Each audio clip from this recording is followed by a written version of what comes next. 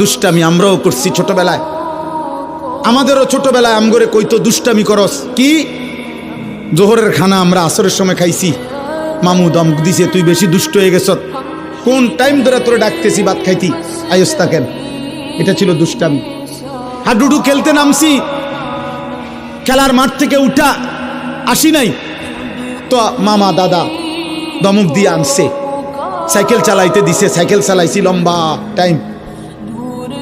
পুকুরের পারে বট গাছ আছিল, বট গাছের মধ্যে একটা ডাল পুকুরের দিকে নামানো ছিল, বারবার গিয়া গিয়া লাফাই লাফাই ওটার থেকে পানির ঝাঁপ দিয়ে পড়ছি আর ডুবাইছি।